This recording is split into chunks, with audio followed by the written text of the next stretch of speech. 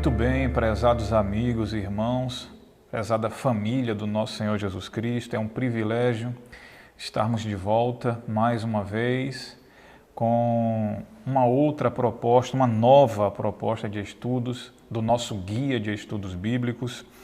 Ao longo de todo esse trimestre aqui, nós temos um tema muito sugestivo que gira em torno de fazer amigos para Deus com alegria, a alegria de participar da boa missão do Senhor. E esta semana, então, nós tivemos um título extremamente interessante que é Compartilhando a História de Jesus. O verso que orienta ao longo do estudo, ele é extraído da carta de João, primeira carta de João, capítulo 5, versículo 13, que diz: Estas coisas vos escrevi a fim de saberdes que tendes a vida eterna, a vós outros que credes no nome do Filho de Deus.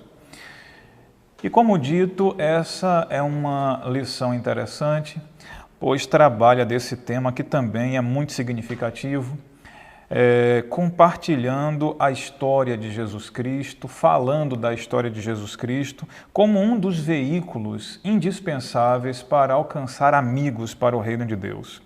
É lógico que compartilhar a história de Jesus implica em compartilhar da sua vida, compartilhar dos seus ensinamentos, compartilhar de tudo quanto tem que ver com a história de Jesus. E nesse sentido, é absolutamente comum que encontremos dificuldades e é absolutamente comum que em alguns momentos encontremos também resistência. Encontremos pessoas que levantem obstáculos àquele conteúdo que constitui o que cremos seja os ensinos de Jesus, que também precisam ser compartilhados. Muitas vezes pode se tratar até de tópicos que aos nossos olhos sejam coisas insignificantes, sem tanta relevância assim, mas que por sua vez venha a constituir algo que seja um desafio à mente de outro que esteja ouvindo o compartilhamento do Evangelho através de nós, através de mim, através de você. E frente a esses obstáculos, frente a essas coisas que são levantadas, muitas vezes temos comumente o nosso coração convidado a reagir na força da eloquência humana, apelar para a força da lógica para convencer a pessoa, convencer aquele grupo que esteja, portanto, diante de nós como alvo que temos para a transmissão do Evangelho. E, como disse, é comum que aconteçam os desafios, é comum que aconteçam os obstáculos e, pelo que nós percebemos na essência do Evangelho, nem sempre, na verdade, na maioria dos casos, não é a força da lógica que deve convencer a pessoa, mas sim o amor altruísta, o amor irrestrito, revelado em Jesus através de nossas vidas, é que constitui o argumento de fato irrefutável do Evangelho. Devemos lembrar que, conforme diz a palavra de Deus, é bem interessante analisarmos isso, particularmente a partir da carta de Paulo aos Colossenses, capítulo 2, versículo 15. Eu vou ler para vocês e nós vamos ver que coisa extremamente interessante acerca disso é colocado nesse texto. Colossenses capítulo 2, versículo 15 diz: E despojando os principados e as potestades, publicamente os expôs ao desprezo, triunfando deles na cruz. Aqui é dito que o nosso Senhor Jesus Cristo derrotou as potestades do mal, não pela força do argumento, não pela força da lógica, mas expôs toda a potestade do mal ao desprezo, à vergonha, publicamente, pela força do amor sacrificial que foi revelado na cruz, no ato da morte do nosso Senhor e Salvador Jesus Cristo. Portanto, nós temos esse modelo de que, às vezes, para a apresentação da mensagem do Evangelho, a apresentação dos ensinos de Jesus, ao tentarmos compartilhar Cristo por meio dos seus ensinos, isso deve ser feito amparado e apoiado absolutamente em uma proposta de amor, um amor que se revela não apenas no nosso ensino, mas também nas atitudes de nossa vida. É muito importante lembrarmos que a lógica, ela pode até convencer. No entanto, o amor sempre vai além. O amor não apenas apela ao convencimento, mas ele comove a pessoa, apelando para que a conversão aconteça. Então, a demonstração de amor continua sendo o argumento mais intenso, o argumento mais eficaz no ato de compartilhar o nosso Senhor Jesus Cristo. Bom, isso me faz lembrar, dentre outras coisas, um episódio bem interessante que aconteceu por volta do ano 300, aconteceu no ano 325, nos meses de maio a junho, no então chamado Concílio de Nicéia, um momento em que o cristianismo esteve vivendo uma situação bem desafiadora, envolvendo o fenômeno Cristo, se ele era apenas humano ou se era um ser divino ou se era uma combinação dos dois, uma demanda que aconteceu entre o posicionamento teológico de Ário, o arianismo que não defendia, que não dizia que Cristo é plenamente Deus, e o outro lado, o lado ortodoxo, que por sua vez apresentava Cristo como sendo a essência de Deus. Esse concílio ele foi extenso, foi um concílio difícil, grandes desafios teológicos foram apresentados ali acerca do fenômeno Jesus Cristo. E dentre os muitos convidados presentes para apresentar o seu posicionamento, havia um grupo interessante que a história chama de os confessos. Eles faziam a sua confissão, os confessores. Esse grupo era um grupo interessante de pessoas que haviam testificado com a sua própria vida a sua fé em Jesus Cristo e sua crença nele quanto divino ou não. E esse grupo ele foi convidado a se apresentar e também ele foi desafiado e resistido em alguns momentos por um grupo de filósofos pagãos que tinham as ideias semelhantes a Diário contra Jesus Cristo. Dentre eles, eu gostaria de destacar aqui para os amigos alguns nomes interessantes. Por exemplo, o Ósio. Ósio tinha sido torturado pelo ex-imperador Domiciano naquela ocasião. Também tinha ali a presença de Pótamos. Pótamos teve os 2 olhos vazados pelo ex-imperador Maximino, quando desafiado a abandonar a sua fé na divindade de Jesus, e ele se manteve firme. Além dele também estava ali Panúcio, que teve um olho furado e teve um braço cortado, porque insistia em crer em Jesus como sendo absolutamente Deus. Paulo da Nova Cesareia também teve as suas mãos queimadas, ambas as mãos queimadas pelo imperador Maximino. Também o Maximino ainda agiu contra Espiridião, cortando-lhe uma perna para que ele, com isso, abandonasse a Jesus Cristo como sendo a fé de Jesus Cristo também como sendo Deus. O Sazômenos e o Rufino, eles falam desse episódio dizendo que um filósofo pagão foi convidado a discursar em debate contra o Espiridião, mas diante da exposição simples, singela, determinada, com custo de membros de seu corpo e mesmo de sua própria vida, Espiridião testificando de que esse Jesus, em quem depositei minha fé, em quem o meu coração se move decididamente a crer como Deus, como ele seria um homem, de fato, como seria apenas um homem que motivaria tão intensamente o meu coração a ser decidido e determinado por ele. Diz a história no livro História Eclesiástica, de que muitos filósofos pagãos se converteram à fé da divindade de Jesus Cristo, bem como outras autoridades religiosas da ocasião que estavam sendo tentadas ao abandono, como foi o caso de Gregório, que era um presbítero que tinha afeições profundas pelo arianismo e então se converteu à fé ortodoxa de Jesus Cristo como sendo não apenas um homem, mas a expressão plena de Deus. Bom, essas coisas elas são realmente interessantes. Elas revelam para nós de que a história de Jesus não parou na ascensão de Jesus Cristo.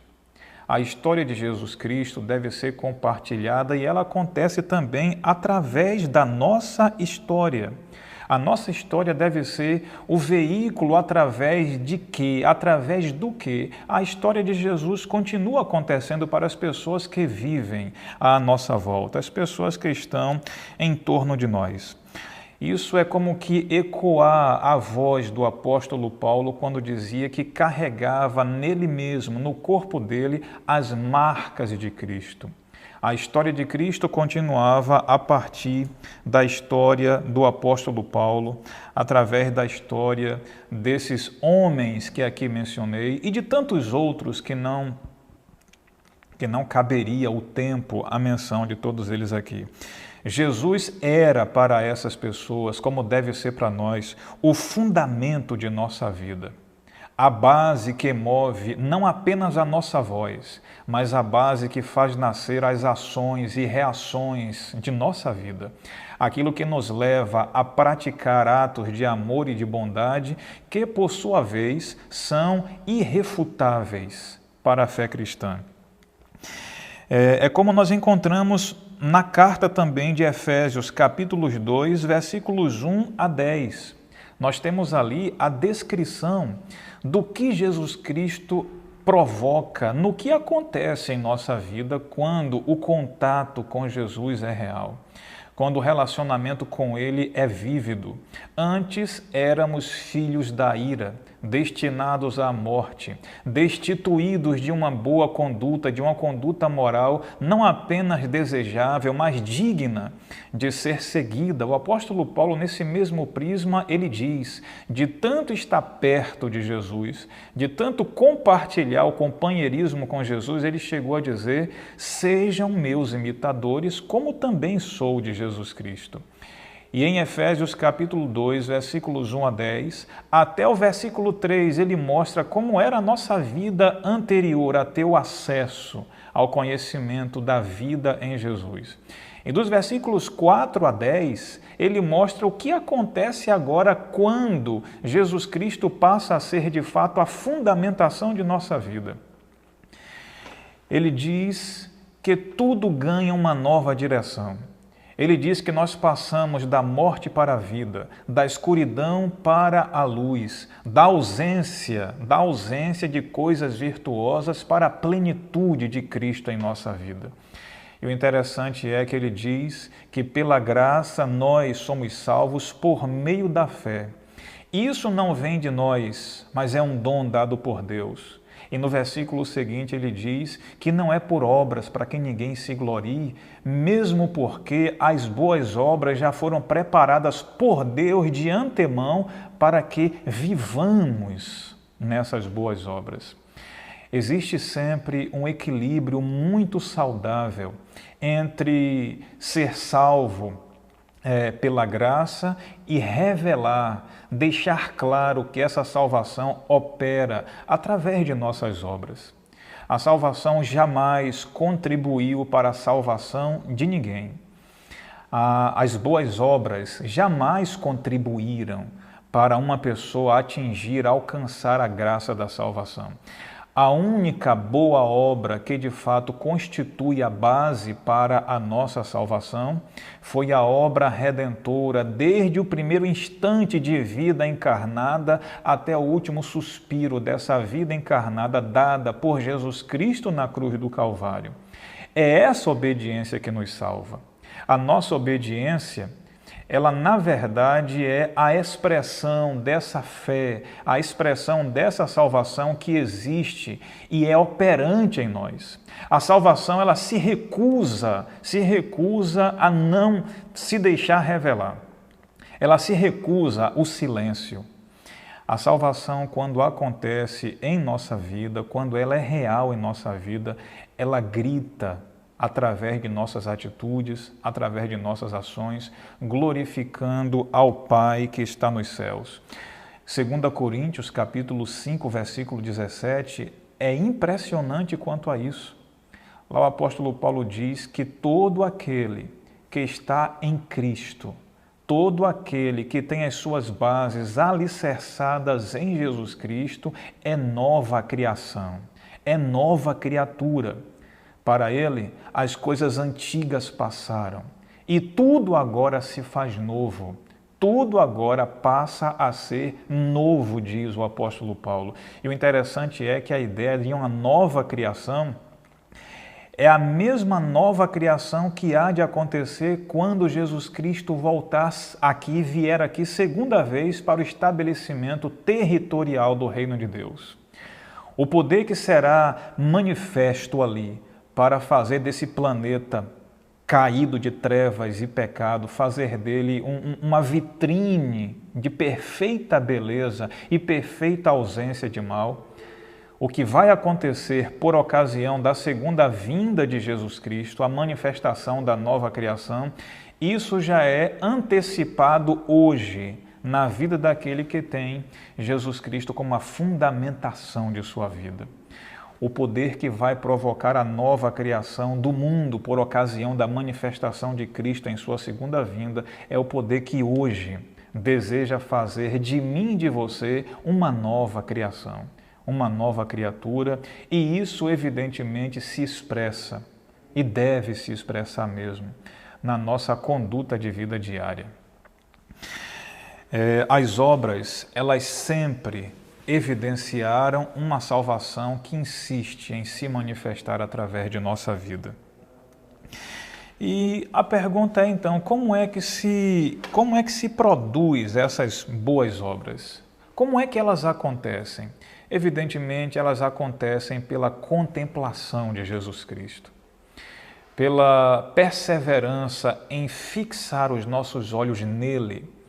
Tudo quanto aconteceu com ele, tudo quanto ele fez, tudo quanto ele ensinou, a maneira como ele agia e também a maneira como ele reagia, tanto aos insultos como também aos aplausos, tanto as expressões de louvores como também aquelas expressões que tentavam lisonjeá-lo e conduzi-lo ao pecado. Focar os olhos em Jesus constitui o caminho para a produção de boas obras.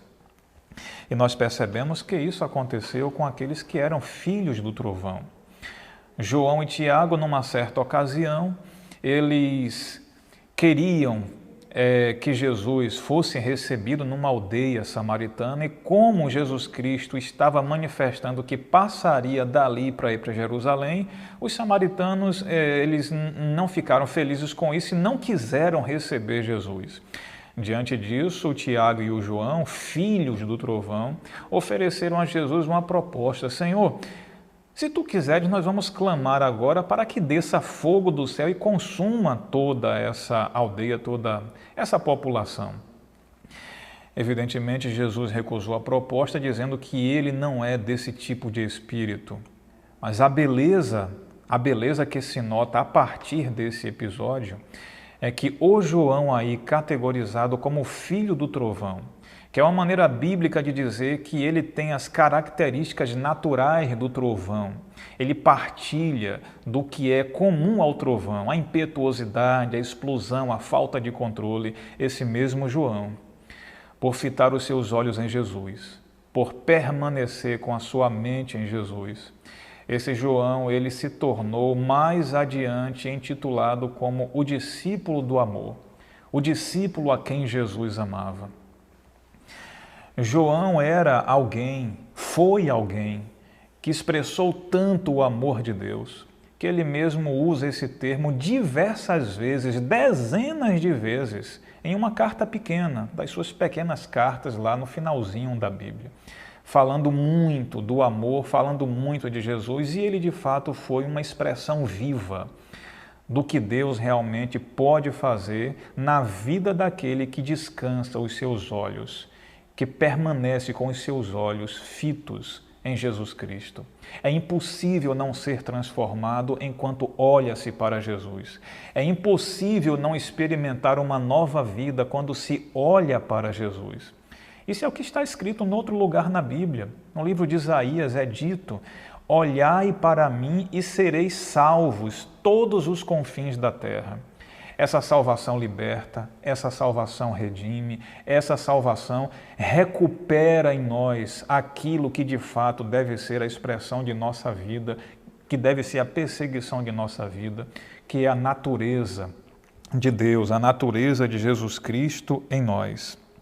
Bem, nós temos exemplos bíblicos de que o contato com Jesus realmente potencializa a nossa pregação, independente da grandeza ou da quantidade do conteúdo. Vocês lembram o episódio em que 2 endemoniados eles foram libertos por Jesus? Eram pessoas temidas pela sociedade, pela comunidade, viviam nos antros, no deserto, viviam em lugares retirados. E as pessoas evitavam qualquer espécie de contato, de encontro, de aproximação com eles. A Bíblia diz que quando Jesus chegou até eles, Jesus os libertou. E eles, libertos agora, não apenas das correntes físicas, mas das correntes morais e espirituais, eles fizeram um pedido a Jesus: Senhor, permita que permaneçamos contigo, que o sigamos de perto. E Jesus Cristo disse: no momento, vão para a casa de vocês, voltem para a sua vida, para os seus parentes e digam para eles aquilo que o Senhor fez por vocês. A Bíblia diz em Marcos capítulo 5, lá por volta dos versículos 18 a 20, que esses homens voltaram para suas casas com uma nova vida, não mais temidos, mas desejados. Muita gente diz que todos se admiravam ao ouvir o que esses homens falavam acerca de Jesus. Notem, o ato de ter experimentado a comunhão com Cristo potencializou a mensagem que não tinha tanto conteúdo teológico. Eles não tinham ouvido nenhuma pregação pública de Jesus. Eles não tinham, como os discípulos, escutado as bem-aventuranças de Jesus, os conselhos de Jesus.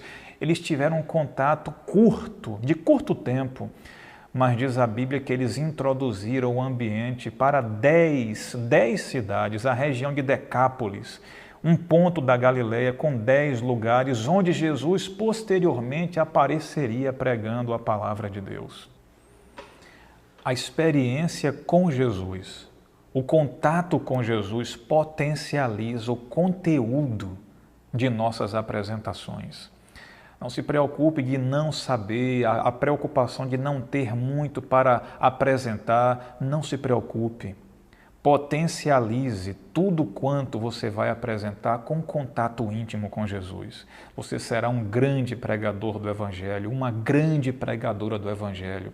Você vai fazer com que muitas pessoas rendam-se a Jesus Cristo, entreguem o coração e vida a Ele pelo contato prévio com Jesus, pelo contato íntimo com Ele.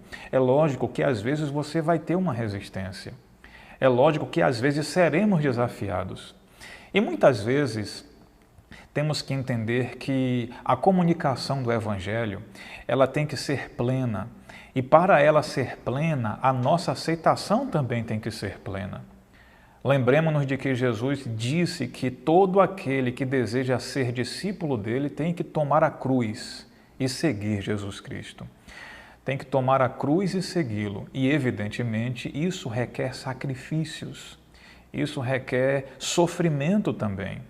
Isso requer abrir mão de algumas coisas. Jesus disse que muitas vezes isso seria o amor de amigos, isso seria o amor de familiares, isso seria a perda financeira.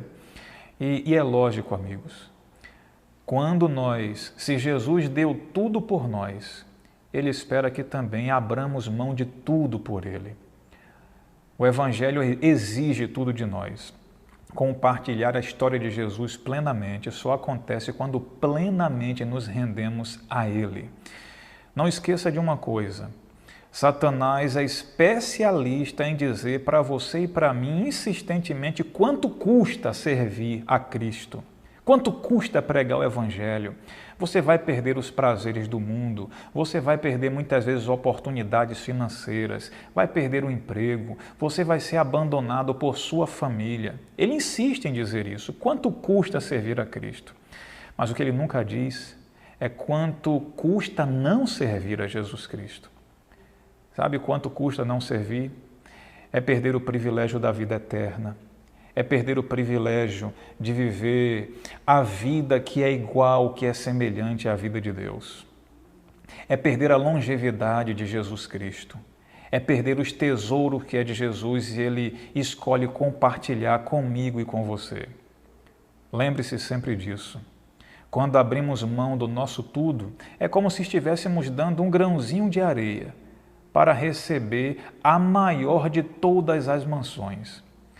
O nosso tudo frente ao tudo que Jesus tem para nós é nada. Então, não tenha medo de abrir mão de tudo por causa dele. Que tenhamos a alegria de tomar a cruz e seguir. Existe uma mistura de dor e de alegria na cruz. Enquanto abrimos mão de muitas coisas, o nosso coração se abre em alegria para muitas outras. O nosso coração se compraz em felicidade por muitas outras. E, de fato, eu gostaria de te convidar a concluir o nosso estudo aqui com essa reflexão. As obras de Jesus têm sido manifestas em sua vida? As obras de Jesus têm sido reveladas na nossa vida? Será que você e eu ainda estamos presos a algumas coisas que, lamentavelmente, inibem da manifestação de Jesus acontecer plenamente em nós? Lembre-se sempre disso. Quando abrimos mão de tudo é que de fato recebemos o tudo de Jesus. Não mais o nosso tempo, mas o tempo dele é o nosso tempo. Não mais os nossos tesouros, mas os tesouros dele é que são os nossos tesouros. Não mais a nossa natureza, mas a natureza dele há de se manifestar em nós, porque é obra de Jesus recuperar a natureza de Deus em nossa vida. E ao compartilhar esse Evangelho em toda a sua plenitude e em todo o poder irresistível, é indispensável que tenhamos Jesus vivendo em nós, existindo em nós e através de nossa vida operando o querer e o realizar de Deus. Deus abençoe a mim, Deus abençoe a você, Deus abençoe a nós todos. Haveria alguém que nesse momento gostaria de dizer para Deus: Senhor, me faz compartilhar a história de Jesus através de minha história. Que a vida de Jesus se revele através de minha vida. E que em nome de Jesus Cristo, meu Deus, isso seja hoje e sempre. Se você tem esse desejo, se você tem essa vontade, eu quero te convidar a uma oração nesse momento. Feche seus olhos e me acompanhe nessa busca por Deus. Pai Santo que está nos céus, seja louvado o teu grande e todo-poderoso nome. Que o Senhor aconteça através de nossa voz, mas muito mais através de nossas ações de amor, de misericórdia, de bondade, de generosidade, Senhor. Que isso seja, de fato, o peso que evidencie de maneira irrecusável a proposta que temos para a salvação da humanidade. Mesmo se isso vier custar a reputação muitas vezes, ó Deus, daqueles que causam danos a nós, que eles recebam em volta o nosso trato de amor, de carinho e de misericórdia, e isso revele para eles o amor que realmente o Senhor tem por esse mundo. Se convertam e vivam para a glória do teu santo nome, Senhor. Que o Senhor abençoe, bom Deus, cada um dos que aqui tem acompanhado essas lições, que a tua obra seja soberana, manifesta em nós e através de nossas vidas, e prospere o teu amor através de nós sobre todo esse mundo, Senhor. e que Jesus Cristo venha e de fato tenhamos vida em abundância interminável por ocasião desse retorno. Perdoa-nos e abençoa-nos, nós te rogamos em nome de Jesus, Senhor. Amém. Forte abraço a todos, Deus nos abençoe.